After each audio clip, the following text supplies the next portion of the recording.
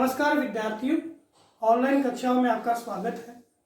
विद्यार्थियों, हमने भारत में अपवाद तंत्र के प्रयोग को पढ़ा, प्रायद्वीपीय अपवाद तंत्र पढ़ा और साथ ही हमने आपके हिमालय अपवाद तंत्र पढ़ा।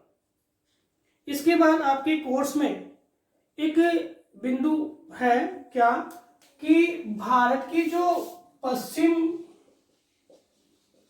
और जो पूर्व की ओर गिरने वाली जो छोटी छोटी नदियां हैं, इन छोटी छोटी नदियों का भी आपके जिक्र पाठ्यक्रम में हुआ है। हम बात करते हैं कि भारत में जो आपके अरब सागर में गिरती है और बंगाल की खाड़ी में गिरती है, उन छोटी छोटी नदियों के बारे में जानेंगे। तो एक प्रश्न आपके सामने यह आता है कि जो अरब सागर में गिरने वाली जो नदियां हैं, उनका जो प्रवाह क्षेत्र है वो छोटा है। प्रवाह क्षेत्र क्या है? छोटा है। कारण क्या है? पश्चिमी घाट और पश्चिमी तटीय प्रदेश, इसके बीच की दूरी यानी अरब सागर और पश्चिमी घाट की बीच की दूरी बहुत कम है। इस कारण से पश्चिमी जो घाट या अरब सागर में गिरने वाली जो नदियां हैं पश्चिमी घाट से, इनकी लंबाई क्या है? कम है। एक प्रश्न का आंसर तो ये है क्या, आपके प्रश्न है क्या कि भारत की जो नदियां है जो पश्चिमी घाट से गिरती है अरब सागर में, उनकी लंबाई कम क्यों है? तो इसकी लंबाई कम होने का रीजन आपको पता है, घाट और तट के बीच में दूरी कम है। घाट के बीच में और तट के बीच में दूरी कम है। अब कौन कौन सी नदियां है, कौन कौन सी नदियां है जो आपके पश्चिमी घाट में आपके किसमें, अरब सागर में गिरती है? तो इन नदियों के बारे में देखें तो सबसे पहले हम उत्तर से बात करते हैं, गुजरात से चलते हैं और दक्षिण तक हम चलेंगे। तो गुजरात से जो नदी निकलती है, उन नदियों की हम बात करें तो सबसे पहली जो नदी है आपके शत्रुनीची, या इसका जो दूसरा नाम शत्रुजी कहाँ की है? ये आपकी गुजरात की नदी है। कहाँ की है? गुजरात की नदी है। और कहां से निकलती है? ये अमरेली जिले से। गुजरात का कौन सा जिला? अमरेली जिला। और डल कहावा क्षेत्र से निकलती है। गुजरात के अमरेली जिले के डल कहावा क्षेत्र से निकलती है। कौन सी नदी? आपकी शत्रुनीची। कौन सी? शत्रुनीची या शत्रुची नदी कहाँ की है? रिपीट कर रहा हूं, गुजरात की है। इसके बाद दूसरी नदी है आपके गुजरात की ही भद्रा। कौन सी? भद्रा नदी। पहले शत्रुची, दूसरी है भद्रा नदी। भद्रा आपके राजकोट के निकट अनियाली गांव से निकलती है। राजकोट कहाँ? गुजरात के निकट कौन सा गांव? अनियाली गांव। हमें क्या इनको याद करना पड़ेगा, छोटी छोटी नदियां हैं। कौन से गांव से निकलती है? अनियाली गांव से निकलती है। तो दूसरी नदी भद्रा नदी कहाँ की है? गुजरात की है। राजकोट के अनियाली गांव से निकलती है। ठीक है। तीसरी नदी है वो गुजरात की है। कौन सी? ढाढर नदी। कौन सी? ढाढर नदी कहां से निकलती है गुजरात में? तो गुजरात में पंचमहल जिले के गंठार गांव से।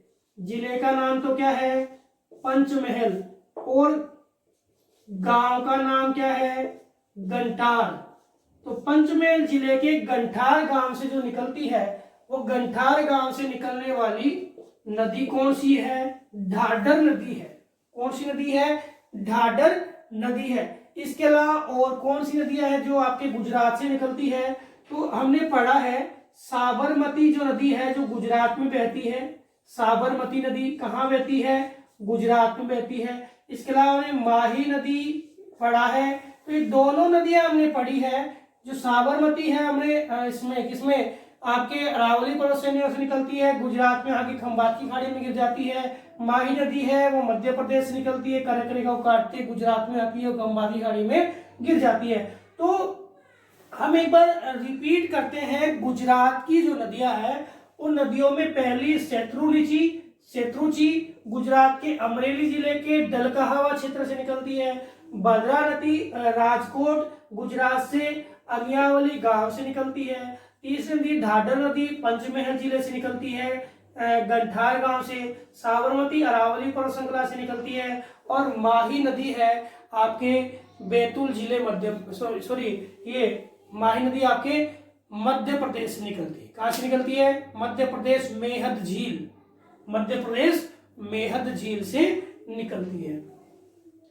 तो गुजरात के बाद जो नदी है, हम महाराष्ट्र की नदियों को देखें कि गुजरात के बाद और छोटी नदियों में कौन से की महाराष्ट्र की कौन कौन सी नदियां हैं? तो गुजरात की नदियां एक बार नाम रिपीट करो। सेत्रुची है, सेत्रुची के बाद आपके भद्रा है, ढाढर है, साबरमती है और आपके माही नदी है। अब महाराष्ट्र की जो नदी है उसमें एक नाम तो आता है आपके वेतरणी या वेतरणा नदी। ये कहां से निकलती है? तो ये निकलती है आपके जहां से गोदावरी निकल कर पूर्व में जाती है ना, उसी से ये निकलती है और ये पश्चिम में जाती है। कौन सी? त्र्यंबक पठार या त्र्यंबक पहाड़ियां या त्र्यंबकेश्वर पहाड़ियां नासिक के पास। कहां पर है? नासिक के पास। और कहाँ है नासिक? महाराष्ट्र में।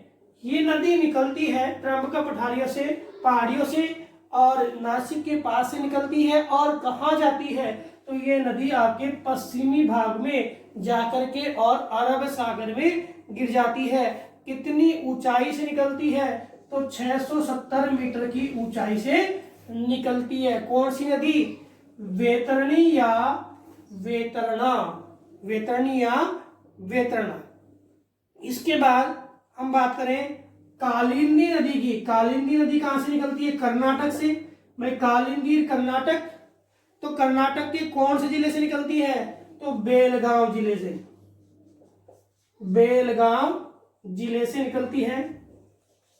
और बेलगांव जिले से ये निकल करके आपके कारवाड़ की खाड़ी में गिर जाती है। कहां पे? कारवाड़ की खाड़ी में गिर जाती है। कारवाड़ का तट है, कारवाड़ तट, उसकी खाड़ी में एक जाकर के गिर जाती है। कौन सी?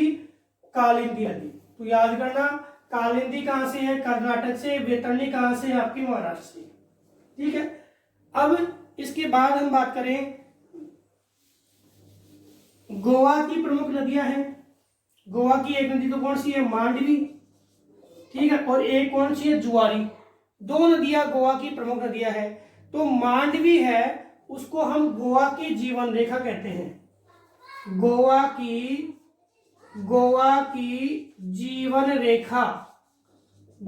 की जीवन रेखा कौन सी है? आपके मांडवी नदी है। मांडवी नदी गोवा की जीवन रेखा कौन सी है? मांडवी नदी है। और मांडवी नदी है उसका जो टोटल हम लंबाई की बात करें तो इसमें गोवा में तो ये 52 किलोमीटर, गोवा में 52 किलोमीटर। और यह है आपके कर्नाटक में आपके 29 किलोमीटर बहती है। कर्नाटक में आपके 29 किलोमीटर बहती है। टोटल इसकी लंबाई कितनी है? 77 किलोमीटर है। कितनी है? 77 किलोमीटर है। तो ये दो राज्य, एक तो कौन से? कर्नाटक और एक गोवा, दो राज्यों में बहती है। इसके अलावा दूसरी गोवा की नदी है इंपोर्टेंट, क्यों? क्योंकि इसका प्रवाह केवल गोवा में है और यह जुआरी नदी है। और ये जुआरी नदी है गोवा की सबसे लंबी नदियों में गिनी जाती है। और कितनी किलोमीटर है? 92 किलोमीटर है। कितनी है? 92 किलोमीटर इसकी लंबाई है। तो दोनों याद करना, मांडवी गोवा की जीवन रेखा है, जल की प्राप्ति करवाती है। ठीक है। और कर्नाटक गोवा में बहती है, सर्वाधिक गोवा में 52 और कर्नाटक में 29, 77 इसकी क्या है? लंबाई है। जुआरी 92 किलोमीटर बहती है, 92 किलोमीटर। क्यों? क्योंकि इस नदी को गोवा की सबसे लंबी नदी कहा जाता है। अब दो नदियां और याद कर लीजिए, वैतरणी या वैतरणा त्रयंबक पठार नासिक से, कालिंदी बेलगाम जिले कर्नाटक से। तो ये कर्नाटक की है, महाराष्ट्र की है, और ये दोनों किसकी है? गोवा की है। ठीक है, तो इस प्रकार ये चार नदियां आपने पढ़ी। अब हम देखते हैं केरल की। तो वैतरणी कहाँ की? महाराष्ट्र। और कालिंदी कहाँ की? कालिंदी कर्नाटक। मांडवी कहाँ की? तो मांडवी कर्नाटक और आपकी गोवा में बहती है, सर्वाधिक गोवा में। और जुआरी कहाँ की? जुआरी आपकी गोवा की।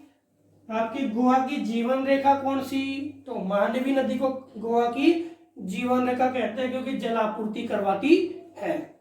इसके बाद आपके केरल की नदी में, केरल की कौन कौन सी नदी है? केरल से पहले एक नदी आपकी आती है, कौन सी? शरावती नदी। इंपॉर्टेंट है और आपके दिया हुआ भी है। कहाँ की है ये नदी? आपके कर्नाटक में शिमोगा जिले से निकलती है। कर्नाटक में कौन से जिले से? शिमोगा। शिमोगा जिले से निकलती है। ठीक है, और शिमोगा जिले से निकलने के बाद ये कर्नाटक की पश्चिम की ओर बहने वाली, जैसे कालिंदी, एक तो कालिंदी है, एक ये है, तो पश्चिम की ओर बहने वाली प्रमुख नदियों में एक है। कौन? आपके शरावती। ठीक है, अब शरावती है वो एक महत्वपूर्ण बांध के कारण जानी जाती है, और बांध का नाम क्या है? जोग गरसोपा या महात्मा गांधी जलप्रपात। बांध नहीं, क्या? एक वाटरफॉल यानी जलप्रपात के कारण जानी जाती है, और नाम क्या है? जोग गरसोपा महात्मा गांधी जलप्रपात। ये आपके सबसे ऊंचा जलप्रपात है, और कितना मीटर ऊंचा है? 271 मीटर ऊंचा है। और ये कौन सी नदी पे बना हुआ है? तो याद कर लेना, शरावती नदी पे बना हुआ है। कहाँ? कर्नाटक में शिमोगा से निकल करके पश्चिम की ओर बहते हुए, और कहाँ? अरब सागर में गिर जाती है। कौन सी नदी? शरावती नदी। और किस जलप्रपात का निर्माण करती है? तो जो गरसोपा या महात्मा गांधी जलप्रपात, जो सबसे ऊंचा है, 271 मीटर ऊंचा है, उसका निर्माण है वो इसी नदी पर होता है। अब हम बात करते हैं केरल की नदियों की। केरल की 3 नदियां आपके, एक तो भरतपुंजा, एक तो कौन सी है? भरतपुंजा है, एक है आपके पेरियार, एक आपके है पांबा। भरतपुंजा, पेरियार और एक नदी कौन सी है? पांबा। ये 3 नदी है जो केरल के क्षेत्र से निकलती है और आपके कहां गिर जाती है? अरब सागर में गिर जाती है। हम पश्चिम की ओर की बात कर रहे हैं। कहां गिर जाती है? अरब सागर में गिर जाती है। तो सबसे पहले हम भरतपुंजा की बात करते हैं। भरतपुंजा नदी है वो कहां से निकलती है? आपके अन्नामलाई की पहाड़ियां, अन्नामलाई की पहाड़ी जो आपके केरल, आपके कर्नाटक, केरल, तमिलनाडु और केरल, ये जो क्षेत्र है, तो सबसे ऊंची पर्वत श्रेणियों में एक गिर जाती है दक्षिण भारत की अन्नामलाई। उसके बाद क्या नाम आता है? दोदा बेटा। तो अन्नामलाई की पहाड़ी है सबसे ऊंची जो पर्वत चोटी है, अन्नामलाई की पहाड़ी। ठीक है, 2693 आपके 93 के लगभग। और ये अन्नामलाई की जो पहाड़ी है वहां से ये भरतपुंजा नदी है वो निकलती है। कौन सी नदी निकलती है? भरतपुंजा नदी निकलती है। और यहाँ पे कौन से नाम से जानी जाती है? पोनानी। कौन से नाम से? पोनानी के नाम से जानी जाती है। इसका नाम क्या है यहाँ पे? पोनानी। कौन सी नदी का? भरतपुंजा का। ठीक है, और यह नदी बाद में प्रवाहित होते हुए और कहां गिर जाती है? अरब सागर में गिर जाती है। अपवाह क्षेत्र की बात करें तो 5397 वर्ग किलोमीटर क्या है, इसका अपवाह क्षेत्र है। किसका? भरतपुंजा का। किसका है? भरतपुंजा का अपवाह क्षेत्र कितना है? 5397 वर्ग किलोमीटर है। तो केरल की जो मुख्य नदियों में आती है कौन सी? भरतपुंजा। अब भरतपुंजा के बाद जो दूसरी नदी है वो आपकी है पेरियार। कौन सी? पेरियार नदी। पेरियार नदी है, यह नदी भी आपके लिए सबसे महत्वपूर्ण, जो केरल की सबसे महत्वपूर्ण नदियों में आती है। कारण क्या है? क्योंकि यह केरल की जो दूसरी लंबी नदी है, पहली तो कौन सी है? भरतपुंजा। दूसरी लंबी नदी कौन सी? पेरियार। पेरियार नदी दूसरी लंबी नदी है किसकी? केरल की। और यह जो नदी है इसके जल ग्रहण क्षेत्र की बात करूं तो 5243 वर्ग किलोमीटर है।